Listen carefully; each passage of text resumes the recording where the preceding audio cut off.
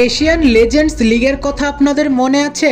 Draft তো হয়েছে বেশ কিছুদিন আগেই, যেখানে অংশগ্রহণ করছে বাংলাদেশ টাইগার্স, যার অধিনায়ক মোহাম্মদ আশরাফুল, এছাড়াও তামিম ইকবাল, শফিউল ইসলাম, শুভগত হোম, নাদিফ চৌধুরীদের মতো ক্রিকেটার নিয়ে বাংলাদেশ টাইগার্সের স্কোয়াড গঠন করা হয়েছে।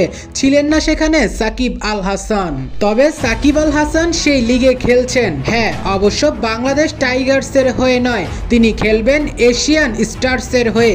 মূলত বাংলাদেশ, শ্রীলঙ্কা, ভারত, আফগানিস্তান এই চারটি দল তাদের লেজেন্ডারি ক্রিকেটারদের নিয়ে অংশগ্রহণ করবে। এছাড়াও এশিয়ান স্টার্স নামে আরও একটি দল রয়েছে সেখানে। সেই দলে মোট 5 দেশের বিভিন্ন ক্রিকেটারদের মিলিয়ে সেই দলটি তৈরি করা হয়। ড্রাফট থেকে সেখানে সাকিব অবশ্য ছিলেন না, কিন্তু কিছুক্ষণ পূর্বে স্পোর্টস কিডার এক পোস্টের মাধ্যমে জানা যায় সাকিব আল হাসান এশিয়ান স্টার্সের হয়ে এশিয়ান লেজেন্ডস লিগে যোগদান করতে চলেছে।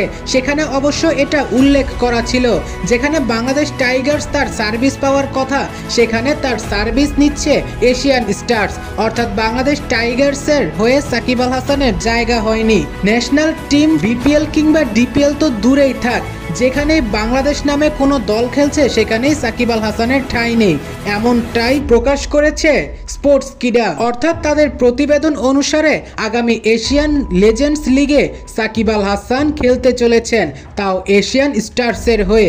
অর্থাৎ সাকিব আল হাসান বাংলাদেশের এগেনস্টে মাঠে নামবে এশিয়ান লেজেন্ডস লিগে।